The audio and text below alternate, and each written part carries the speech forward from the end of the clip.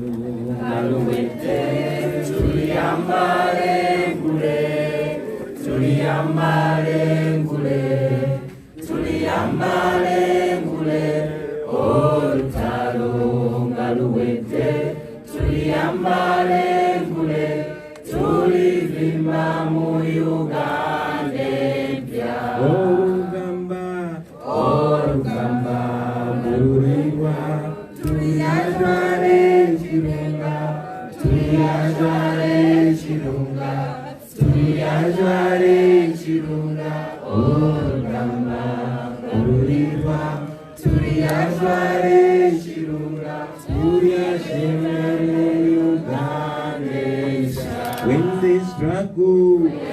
the struggle is over, we shall wear the victor's crown. We shall wear the victor's crown. We shall wear the victor's crown. When the struggle is over, we shall wear the victor's crown in the new Uganda. Tuliambara, tuliambara, engulezi masa, olutalo ngaluwete, tuliambare ngule, tulivimba mu Uganda mpya. People power. Our power. Our power. People power. NUP. Everywhere. Everywhere. NUP. Thank you very much, ladies and gentlemen.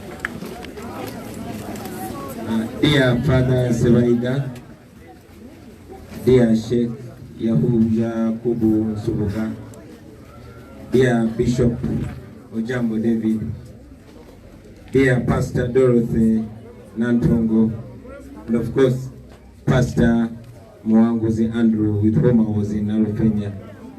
We thank you and thank the Almighty God for using you to minister to us and communicate a noble message this afternoon. May the Almighty bless you. Ladies and gentlemen, allow me to speak to you today together with my sister Tracy Alobo, the late Kayondo's wife. I know you're weak, my sister, but I request that you stand by my side as I communicate this message. In the same breath, I want to ask my brother, Waliouawa, the brother to the late Kato, to also stand by my side as I communicate this message. Yeah, I'd rather the DJ behaves himself. DJ, I was once a DJ.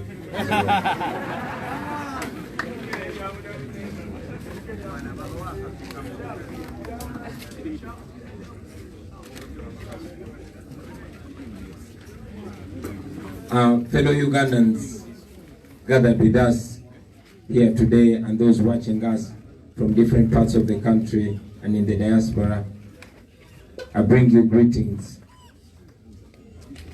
Today is not a very happy day. For the last few days, a dark cloud hangs around our skies. Today we gather here to mourn the brutal murder, the massacre of more than 50 innocent, unarmed citizens of Uganda, innocent civilians murdered brutally by those that are supposed to protect them. These were innocent men and women of Uganda who are innocently going about their business, only to be killed on the orders of Mr. Museveni. We grieve with the families of these brothers and sisters, but we're also aware that many other Ugandans are nursing wounds in different hospitals Yes, more than 500 Ugandans are being held tensions across the country. I just got out of Nalufenya yesterday, where I was with my brother Pastor Mwanguzi, where I was with my brother Honorable Sejirinya Muhammad, where I was with Honorable Nabila Naga Isempala, where I was with my brother Densite, Adam, and many other young Ugandans. And our crime was speaking the truth and standing by the truth. Fellow Ugandans, our country is yet again on crossroads of history, where brutality is standing face to face with reality. I know that for the longest time, Mr. Museveni has never had a challenge similar to the challenge that he faces.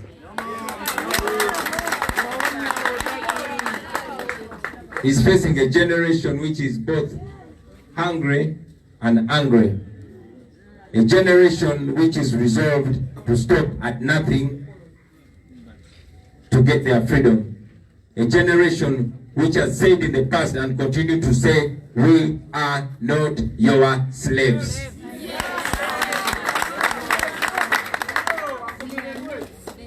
The conditions in Nalufenya, as you might all guess, were dire. We were locked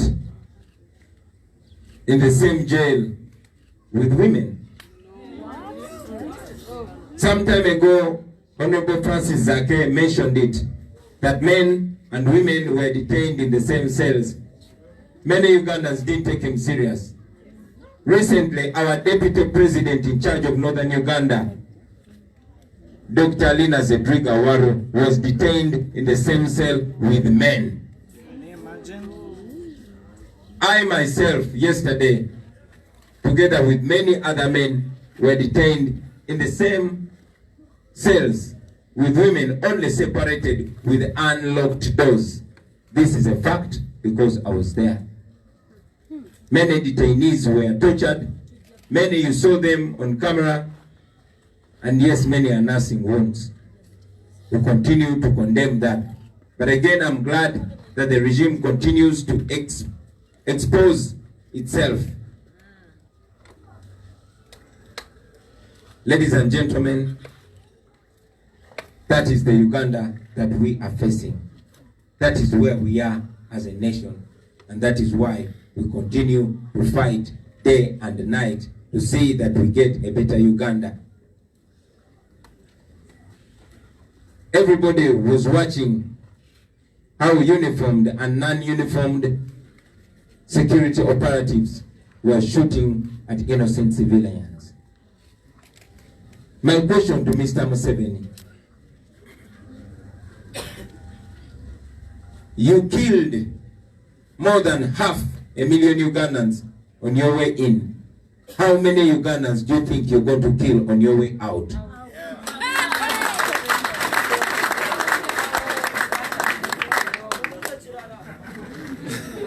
Another question.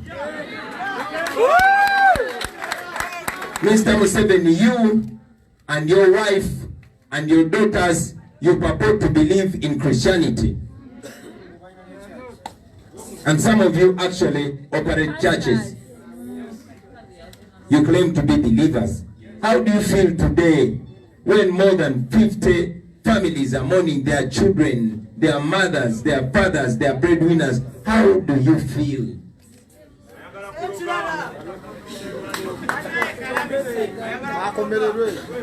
How do you sleep at night?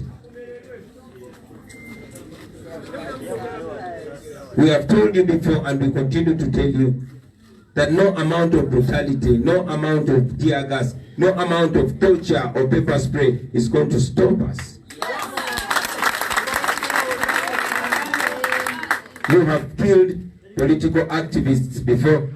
Just in our main hall here, we have more than a dozen young men and women that have been murdered on your orders. Why don't you realize that we are not going to give up? When you were our age, you were fighting the same vices. What happened to your memory? You claim to be a very good student and a neat teacher of history. And you know that the farther back you look is the farther in front you see. Why isn't the obvious not obvious to you, Mr. Museveni?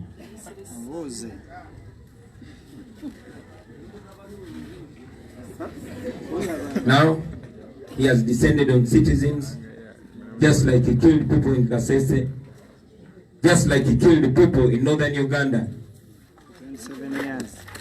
But I'm very, very happy to see that the people of Uganda are not intending to give up. We, the people of Uganda, continue to tell you that we shall get our freedom or we shall die trying to get our freedom.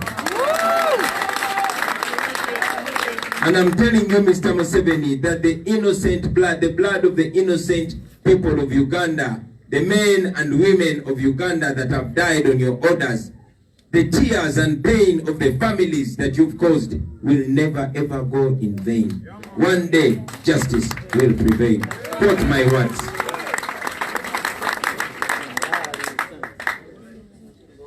Now, I also want to tell Mr. Museveni and those around him that no matter how evil you have been, you still have one last chance. Give up. You still can repent. You still can stop this brutality. You still have a chance to respect the will of the people. Because that seat which you occupy, which you're using to brutalize, oppress Ugandans and murder them, that is not your seat. That seat belongs to Ugandans. And I can guarantee you that come January 14th, the Ugandans are going to stay.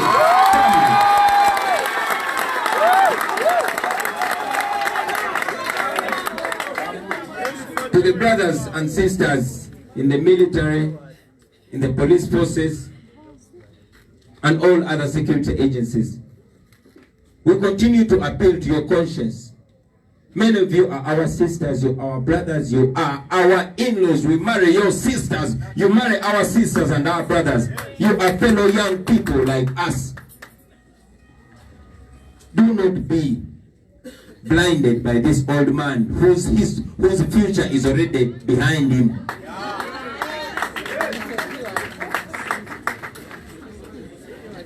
Do not be misled by a man that has no future. This is your country too. And you know that nothing goes unanswered. When the hour of answering questions come, you will personally stand in the dock and answer your own questions. Do not be fooled, my brothers and sisters. We know that very many of you are disciplined and patriotic citizens of Uganda. So we appeal to you, brothers and sisters, do the right thing and avoid regretting at the last minute. Now, just like our spokesperson has mentioned it, I want to add my voice in the condemnation of tribalism. We condemn tribalism in the strongest terms. The National Unity Platform, just by the name of our party, we believe in unity. This is a national cause that we stand for.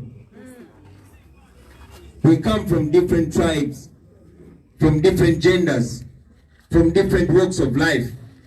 We are all united by the pain that we face regardless of tribe. We are united by the hopes and aspirations for a new Uganda. We are not tribal or tribalistic in any way. But again, we know that Mr. Museveni, being the tribalist that he is trying as much as possible to portray us as tribalistic, to portray us as violent. That's why they made violence to us. They are trying to provoke us into violence. We are telling them that we are non-violent.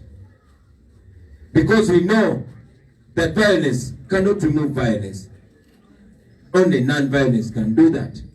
We've been taught that darkness cannot drive out darkness. Only light can do that. We've been taught that hate cannot put an end to hate. Only love can do that. Yes. So we are not going to be driven your way, Mr. Museveni. We are non-violent, and we are going to continue to expose your violence until you can violate people no more. Yes. Ladies and gentlemen, I want to appreciate the fellow leaders that stood in solidarity with us.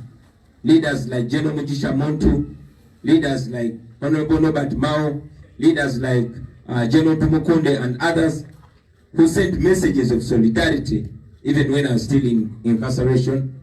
Those that suspended their campaigns in solidarity with us. Friends, we don't take that for granted. We appreciate it. So to you, the Ugandans, the violence you see Mr. Museveni putting out on you, let me ask you, you think that is a sign of strength or weakness? Weakness. You think that's a sign of hope or fear? I want you to remember that the violence that armed soldiers and police officers are meting out to people is a sign of fear. They are panicking. Yes, and that is why we tell them, Tebugenda kuzikiza.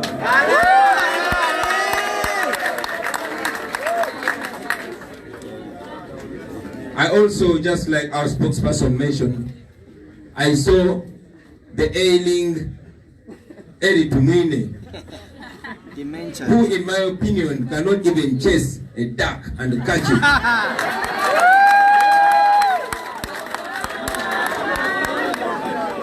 I saw him intimidating people.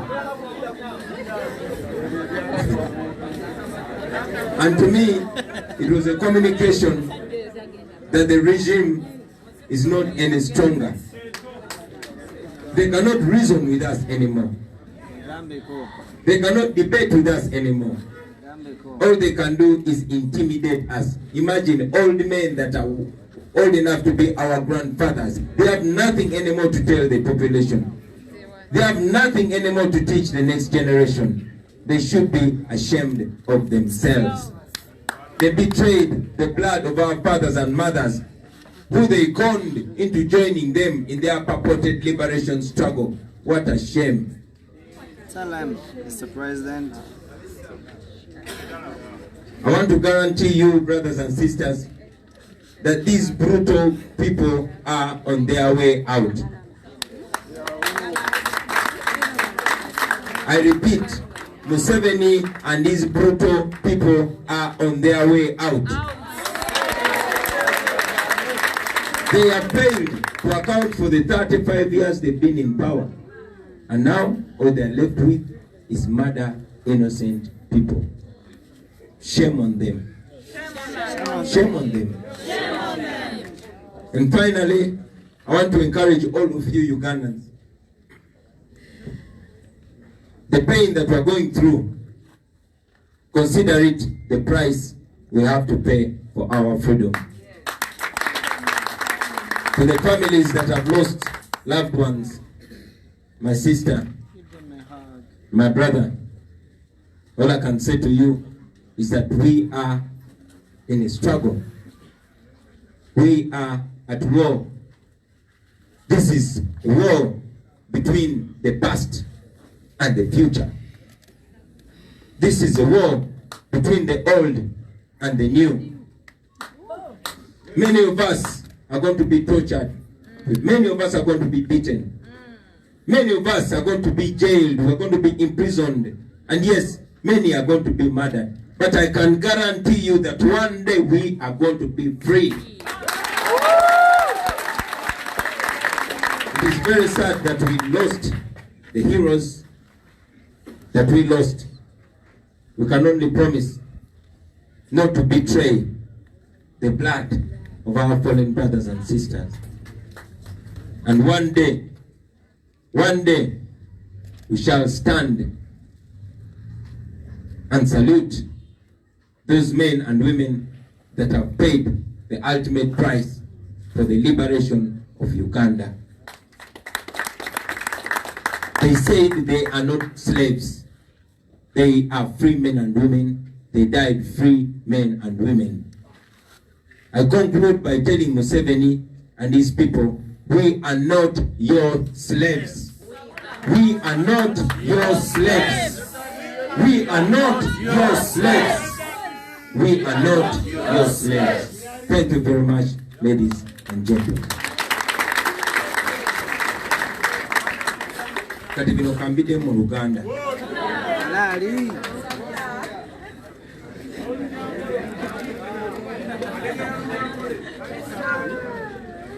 Bana Uganda bannange mwenna asebo ne banyabo. Lunaku lwa leero si lunaku lwa ssanyu. Oludda lwange wano nyimiridde ne mwannyinaze Tracy Yabo, ono nga ye mukyala wa muganda waffe Kayondo eyatemuddwa abasajja ba Museveni. Ku ludda luno nina muganda wange omulongo Waswa Lubwama, ng'ono yabadde muganda wo omulongo Kato Lubwama eyatemuddwa abasajja ba Museveni. Kitalo nnyo, kitalo ddala. Olunaku lwa leero enyiike ebuganye Uganda yonna n'ensi ezitwetoolodde olw'ettemu eryakoleddwa ku bannayuganda ababadde tebalina byakulwanyisa, abadde bali mirimu gyabwe. Bannayuganda basukka 50 nga battibwa ku biragiro bya Museveni. Mu mbeera emu bannayuganda bangi bali mu malwaliro ag'enjawulo bajjanjaba biwundu, abalala abasukka mu 50 bali mu makomera. Nze navudde eggulu mu kkomera ly'e Nalufeenya twabadde tusibiddwa ne baganda baffe ab'enjawulo. Twabadde tusibiddwa ne Honorable Sekirinya Muhammad w'Ekawempe. Twabadde tusibiddwa ne Honorable Nabira Naggayi, kandidati waffe, meya waffe. Twabadde tusibiddwa ne bato bange ba density ba Adamu n'abalala bangi, ate nga ne bannamawulire bangi omuli muto wange Kasirye Ashrafu n'abalala bangi abatulugunyiziddwa nga batulugunyiziddwa abo abantu abalina okufako. Kitalo nnyo, kitalo ddala, omusaayi gw'Abannayuganda abatalina musango gwayiriddwa era nga bwebwa bwemage. Kyannaku nnyo ti Uganda yaffe mu kiseera ekirala nate era etuuse mu masaŋŋanzira ag'ebyafaayo. Uganda yaffe etuuse okwebuuza ki ekiddako. Naye mu mbeera emu njagala okubuuza Mwami Museveni. Mwami Museveni eyeewaana nga bw'ali masita w'ettemu nti ssebo Mwami Museveni, oluvannyuma lw'okutta bannayuganda abasukka mu kitundutundu kyakakadde, bamaama baffe, bataata baffe, bajjajjaffe, basenga baffe, bwe ne basajja bo bwe mwatta nga mujja mu bukulembeze, ng'oteeseteese kutta bannayuganda bameka? Olowooza ogenda kutta bannayuganda bameka ng'ofuluma? Olowooza osobola okututta n'otumalawo? Njagala okubuuza gwe, owulira otya ddala mu mutima gwo bw'obanga olina omutima? Owulira otya nga bannayuganda, nga famire z'Abannayuganda esukka 50 bali mu kukungubaga, bali mu kuboyaana olw'okutemula abantu baabwe nga tebalina musango, abaana baabwe, bakyala baabwe, bataata baabwe ababadde baguleeta ekigulira Magala eddiba? Gowulira otya? Gwe Museveni ne mukazi wo ne bawala bo mubeera nga mwesuddiya buli nnaku nti muli balokole era mukkiriza mu Katonda. Bangi kumwe mulina ne chake Katonda kyoyo gwe mukkiririzaamu, Katonda w'ettemu. Mwe mulowooza musobola okututta ne mutumalawo? Mwe mubeera mu bulire wammwe ekiro nga mwebase, muwulira mutya ng'omusaayi gw'Abannayuganda abaana abato nga guyika ku street muwulira mutya yate gwe Museveni ku byotukoze byonna ne tutapowa golooza tugenda kupowa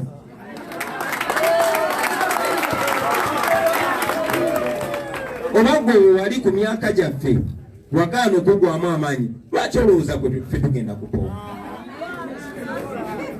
lwaki golowooza nti ekkomera oba tiyagaasi oba embooko oba okutulugunyizibwa oba okuttibwa lwaki golowooza bigenda tupoyesa Bannayuganda bannange mukimanyi abasajja ba Museveni tebakatandika basse bakulembeze bannaffe bangi basse abalwanirizi b'eddembe bangi ogenda mu main hall yaffe wano ojja kulaba ebifaananyi ebisukka mu dazini ebyabalenzi n'abawala abato abazze battibwa nga battibwa abo betusasula obbakuuma naye njagala obbeebaza olw'obutazikiza njagala obbeebaza olw'obutagwamu maanyi okuba nti Museveni avudde ku bakulembeze kati atta Bannayuganda abatalina musango njagala kubabuuza mwemulowooza ekyo kiraga maanyi ge oba kiraga bunafu mwemulowooza kiraga lo oba kiraga katengo so njagala bazzaamu amaanyi baganda bange mwenna Bannayuganda ti Museveni obwo butiitiizi bw'alaga oluvannyuma lw'okutirimbula abantu ekaseese okutta abantu mu mambuka ga Uganda okutta Bannayuganda mu ngeri ez'enjawulo kati azze ku Bannayuganda abatalina musango obwono bwe bubonero bw'oba otunudde mu byafaayo bwe bubonero obugenze butwala badikiteeta bonna kuva ku Gaddafi paka ku Bashiri paka ku Mugabe bonna so njagala okutegeeza Mwami Museveni nti olina omukisa gumu mubuulire okoze buli kikolobero kyonna nenjagala okutegeeza kyokyalina omukisa okwenenya ebibi byo n'olekerawo okutulugunya n'okutirimbula Bannayuganda eyo entebe gye weekyangiramu si yiyo eyo entebe gy'okozesa okutta Bannayuganda si yiyo eyo entebe ya Bannayuganda era njagala okukakasa ti January nga 14 kozi mu bijjanga njagala okukakasa nti January nga 14 ogenda kakasa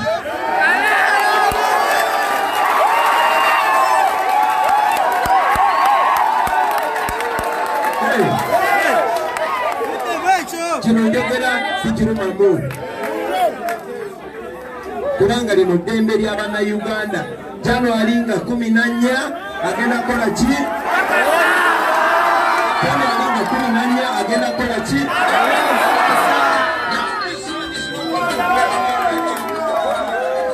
so obubaka bwange bwenjagala okuwa Bannayuganda abali wano naffe abali mu ggwanga n'abali bweru bw'eggwanga kirina ettemu ly'omulaba eryeyongedde kabonero ka butiitiizi kabonero si kabonero ka kulemerawo wabula kabonero ka kufuluma njagala okubategeeza nti Museveni ayidde abulako majaani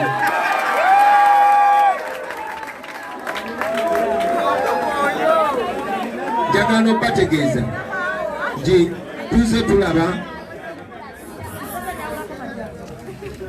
bwe bakola mwalabye mwami Eritumwine bwe yavuddeyo neyogeza ebyobwewusa era njagala okukkaanya n'omwogezi waffe nti ddala mwami Eritumwine nga tetunamunyiigira nga tetunamukayukira tukkirize nti yeetaaga obuyambi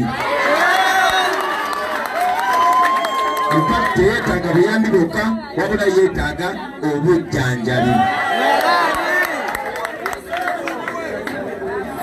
obanga bwenjagala osindikira baganda baffe abo abali mu bitongole ebikuumaddembe mu poliisi mu magye ne mu bitongole byonna ebikuumaddembe tumanyi bulungi nnyo nti waliyo Bannayuganda mumwe abalungi abaagala ensi yaabwe abali patriotic tukimanyi bulungi nnyo obaka bwenjagala okubawa baganda bange titemubuzabuzibwa bano ba dictator. Ebiseera byabwe eby'omu maaso babiyitako dda babiriga mabega. Mwami Museveni emyaka gy'alimu nyongeza ekyo kanjesire imwe bangi muli baganda baffe, muli balamu baffe, muli bakodomi baffe, muli bavubuka bannaffe, ebizibu emulina byebimu n'ebyaffe. Tubasaba muleme kubuzaabuzibwa kubanga n'abaganda bagamba enswera etawulira bagiziika n'omulambo. Kale nno njagala okubasaba mujjukire nti Uganda nnene okusinga Museveni, ate mwalayira kukuuma ggwanga lyaffe, kukuuma Uganda so si kutta bannayuganda. Abannakyemalira ababakozesa tebasobola byekolera. Museveni bw'aba ayagala okutta abantu lwaki yetabettira, lwaki asindika mmwe? Bw'aba ayagala otutulugunya lwaki ye tajja n'atufeesinga, lwaki asindika mmwe? Muze mubiraba ti bannakyemalira bonna bonna abadde bakozesa abasirikale baadde bamaliriza mu ngeri y'emu, waku Gaddafi paka ku Mugabe paka ku Bashiri n'abalala. Kale nno njagala okubategeeza baganda baffe ffe tetulwana nammwe wabula tulwanirira mmwe. Njagala mpozi ogatta eddoboozi lyange ku maloboozi amalala agavumiridde obusosoze mu mawanga. Ffe nga National Unity Platform tuvumirira obusosoze mawanga nesse kuvumirira yenna. Ffe tetuli basosoze mu mawanga. Era bw'otunuulira erinnya lyaffe National Unity Platform, era ne bw'otunuulira olaba Uganda yonna, tumanyi nti buli munnayuganda asaanidde era buli munnayuganda yenkanankana ne munne. Olutalo lwaffe tulwanisa bwannakyemalira na butali bwenkanya. So omuntu yenna yenna asosola mawanga, oyo si kyali waffe, oyo kyali wa Museveni. Kubanga ye Museveni ye Ssaabasosoze. Era njagala okubategeeza nti mujja kubiraba nnyo eyo ku zi t-shirt zaffe n'ebyambalo byaffe bye bazze bawamba ku bantu ne bye babba wano, babikozesa okubiyambaza abakozi b'effujjo, okubiyambaza ababbi, okubiyambaza abasosoze, bajje bagende bavumaganya erinnya lyaffe. Tuze kibagamba era kibagamba kati nti ffe tuli bannayuganda era buli munnayuganda asaanidde mu maaso gaffe. Twagala okubategeeza nti ffe tetuli bakozi ba ffujjo, tetuli violent. Ebyokulwanyisa byaffe ge mazima, ge mateeka, be bantu. Era tuze kibagamba nti tumanyi tuli bagumu kuba amazima gali ku ludda lwaffe, tuli bagumu kuba abantu bali ku ludda lwaffe, tuli bagumu kubanga amateeka gali ku ludda lwaffe, ate tuli bagumu kuba Katonda ali ku ludda lwaffe. Yes, Katonda ali ku ludda lwaffe. Ensonga lwaki tuyingira mu kkomera ne tuvaayo ate nga tuvimba buvi? Kubanga tumanyi ti tuli ku mazima. We are confident. We enter prisons and we come out unscratched. Victoria. Because what we are standing for is a righteous cause. Not even prison can break us. Not even death can break. This is the fight of good over evil. Bana njagala okutwala mpozi n'omukisa guno okwebaza bakulembeze bannaffe naddala abo abadde abesimbyewo ku bukulembeze bw'eggwanga olw'omutima ogw'obwa Sseruganda. Bano mwe muli General Mugisha Muntu, mwe muli Honorable Batimao, mwe muli General Tumukunde. Bannaffe mwebale weemirira naffe, mwebale kutuweereza obubaka obw'obwa Sseruganda. Bategezeza temwayimiriza ne kampeni zaffe nga mwagala naffe batute tubere mu lwokaano. Mwebale eddala akabonero ako bannaffe ak'obwa Sseruganda. We don't take that for granted. Thank you for that noble gesture. kati erimwe bannayuganda mwenna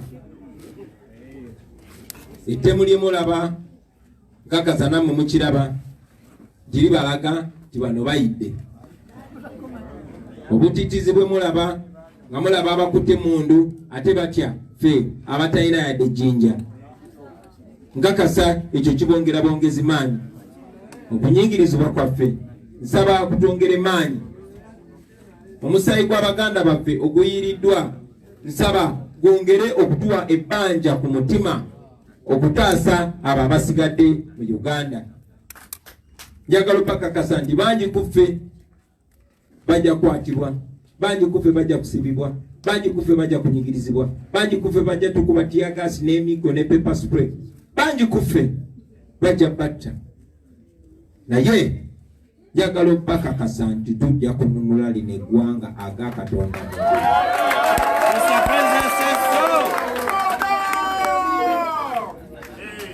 Njagala okukakasa nti eno gavumenti ya Museveni yamusibire bamuggwa eri ku kalevo kayo akasigaddeyo. Mu Luganda bagamba ensiba bikutuka. So tewali kigenda tulemesa, tewali kigenda tustopinga, tujja genda maaso nga twogera amazima. Era njagala okukakasa nti nga 14 nga 14 January nga 14 January omwezi nga 14 omwezi ogwa January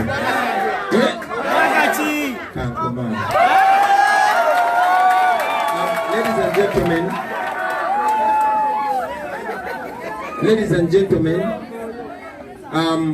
njagala okusoma amanya ag'Abannayuganda bannaffe betwategeddeko, naye nga sinagasoma nzikirize manyi nti mwannyinaffe Tracy Abo mukyala wa muganda waffe Kayondo gwe basse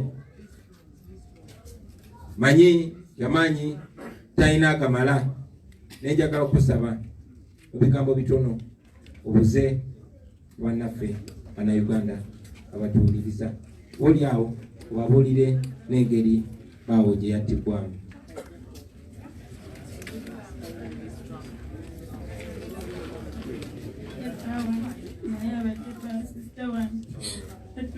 Abana basatu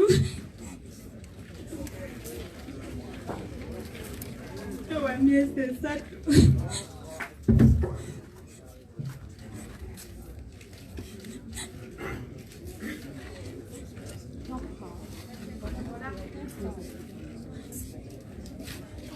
kitalo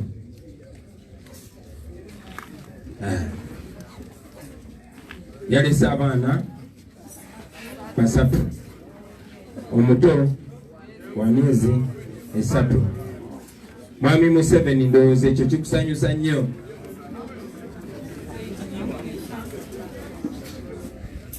Muzikirize omukisa muganda wange Waswa Lubwama, muganda w'omugenzi Kato Lubwama, naye ababuuzeeko.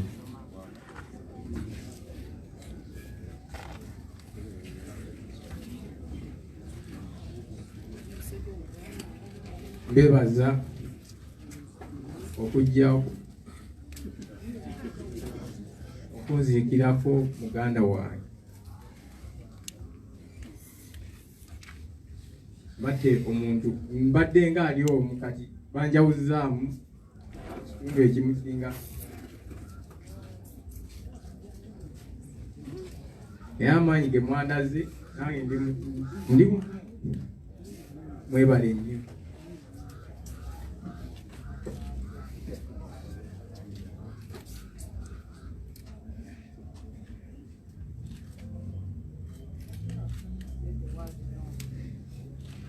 Enfa gye yafuddemu twabadde we beekalakaasa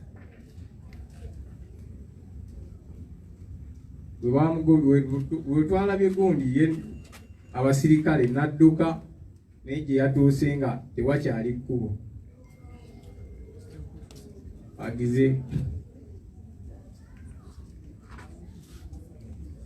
ne bamukuba n'omukuba essasi baabadde beeseefuzi. Ne tubeera awo ng'alaajana teyafiiriddewo.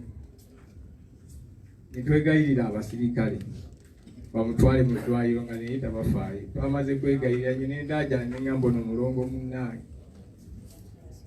Kwe kumussa ku gundi ku kabangali ne tumutwala mu ddwaliro naye okutuuka ekisubi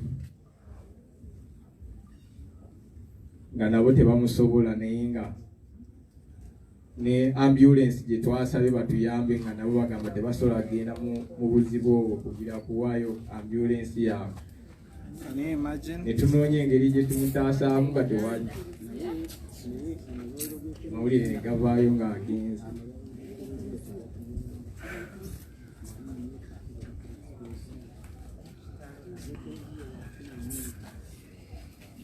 Abamukubye essasi babadde baki?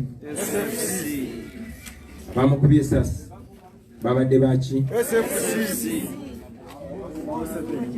Bakulemberwa ani? Bakuumaani? Abakuba Yasiini Kawuma essasi ne bamutta baali baani? Baali baze kutta nze. Ebyo ebigambo mu bulumi njagala mwenna Bannayuganda bye basigale mu bwongo ne ku mitima. Mukama abagumye. In the same breath, ladies and gentlemen, I want to ask you to stand up and receive these names. Nzikirize nsome amanya g'Abaganda baffe abattiddwa nga buli lwe tusoma tugamba rest in peace. Fred Semanda, Rest in peace. Nkyaba Richard, Rest in peace. Manje Sunday, Rest in peace. Juma Sendagire of Katwe, Rest in peace. Kayondo Wire Amansi of Wandegeya, Rest in peace. Serunjoji Chiwanuka Robert of Mpiji, Rest in peace. John Chitobe, a former lecturer at UMI, Rest in peace. Peter Chintu, Chairperson Duero, Rest in peace.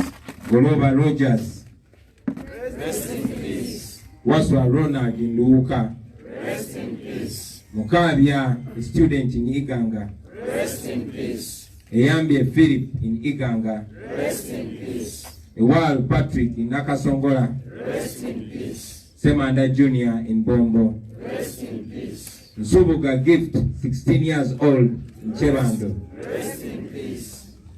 Mwonge Ian in Masaka, Rest in peace. Kusasira Sophia in Kalerwe, Rest in peace. Kamoga Shafik in Katwe, Rest in peace.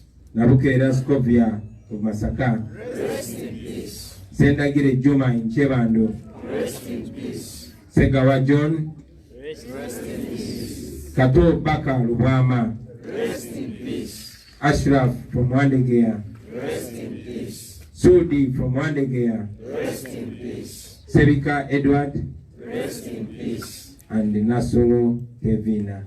Rest in peace. Umukama emere jabwe ajimuze mirembe. Thank you, ladies and gentlemen, for God and my country.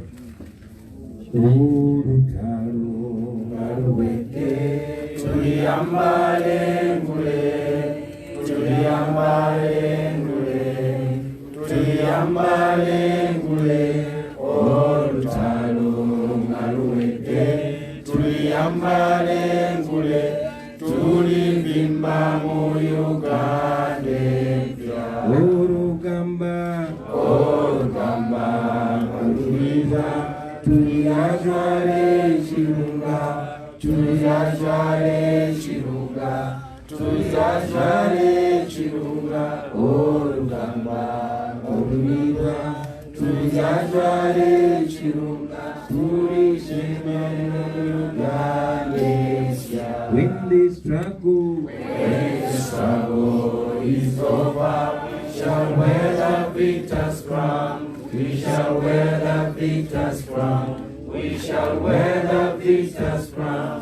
When the struggle is over, we shall victor's crown in the new Uganda. People power. Our power. Our power. People power. NUP. Everywhere. Everywhere. NUP. Thank you very much.